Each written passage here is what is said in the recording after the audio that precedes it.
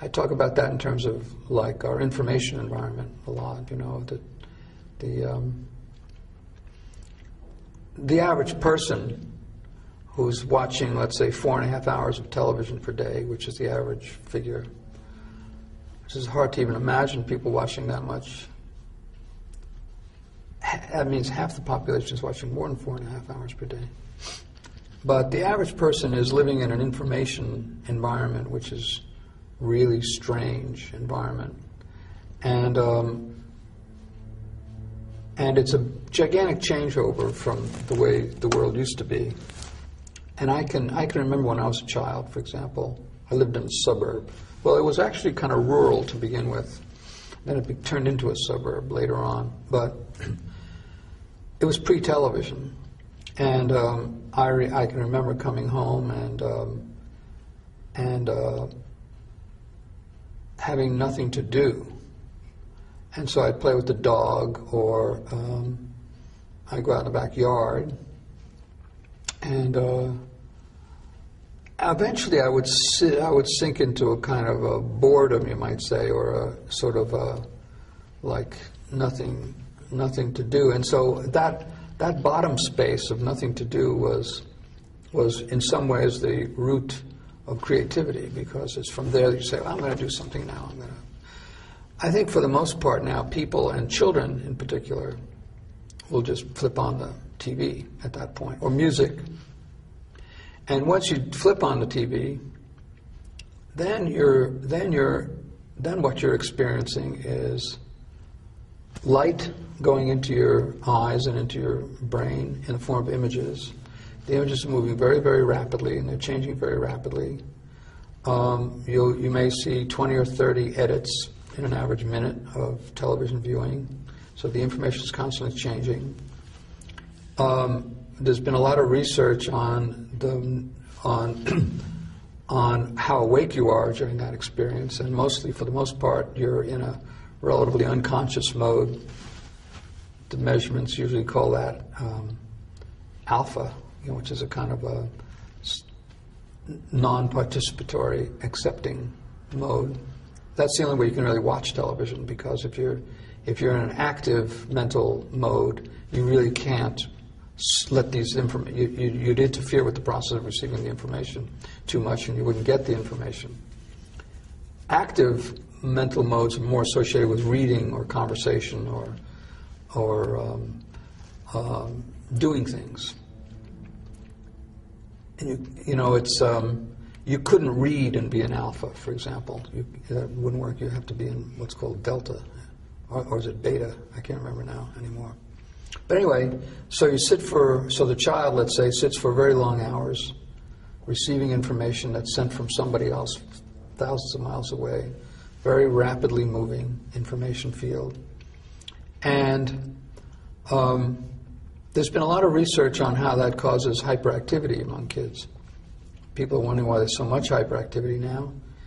And the researchers find that process of receiving rapidly moving information, especially when the information may be violent information or, in other ways, intended to be stimulating information, causes what's called a fight or flight reaction, where you want to react to what you're seeing, but it's television, so there's no point in reacting. So you pull back from the reaction, and then you want to react, and then you pull back, and you go back and forth on this wheel of action-reaction. And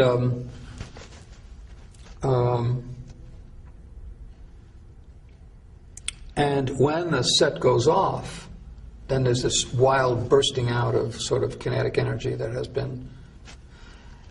And the set goes off, and you're no longer living in an information field which is moving very rapidly, and your mind is no longer receiving these constant images. The room is just there. It's just there. It's just nothing is really happening. And I think there's a sense of kind of real desire to get back up to speed, you might say. A lot of people talk about television viewing as a drug, and they like to think of it in terms of it being Valium.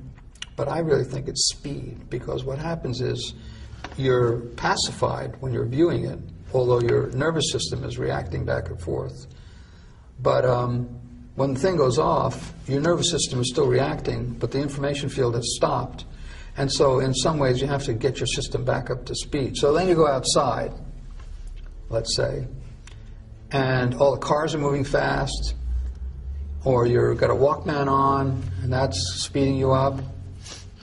Or if you go out into nature, though, if you go out onto nature, it's barely happening at all.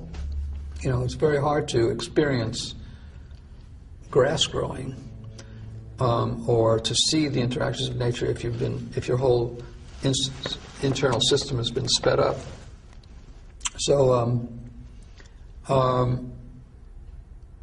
I think that for a lot of kids that becomes a very uncomfortable experience, and so they sort of have to get back up to speed and back to the machines, back to the speed, and so TV set goes back on, and it's used in that way as a kind of drug. So I think what's happening is that television viewing for children, and I think to some degree for adults, is a training for more hyperactive lifestyles and hyperactive informational systems, and for speeding up the nervous system and speeding up. It actually pacifies the mind, but it speeds up the desire to do something else. Have you seen and that is putting people into a kind of emotional, psychological state which makes it impossible to relate to nature. So I mean, it's concrete alienation again. It's internal alienation. Plus, images are going in which stay in, which can't be got out either. So it's a real heavy impact. And in the modern world, another point is that 70% of this information is controlled by 7 corporations. 70% of global media, and that's not only television. That's also radio and magazines and books and movies and billboards and theaters. 70% of global media is controlled by 7 corporations. And 3 corporations control 50% of the 70%. They are AOL Time Warner, Disney, and Fox. And the other 4 among the top 7 are Sony, Viacom, General Electric, and Bertelsmann, I think, now. These people are controlling 70% of all the information that's moving through the world. We have never lived in such an information field before, where we're separated from the natural world, so we don't get information that comes from nature very much.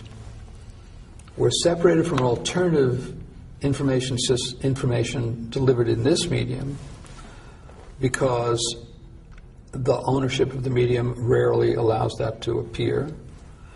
And we are sitting and receiving a form of information which is very, very powerful. It comes in the form of images, and once the images go in, they don't come out. They stay. What is that? That's extremely weird phenomenon. It's almost science fiction in its implications. It's Big Brother, and yet we think it's perfectly normal. You know, we think it's. And then we're also living in a physical universe of cities and cars and technology that we use all the time, and which accelerates the power of this, so that single voices can really have dictatorial power.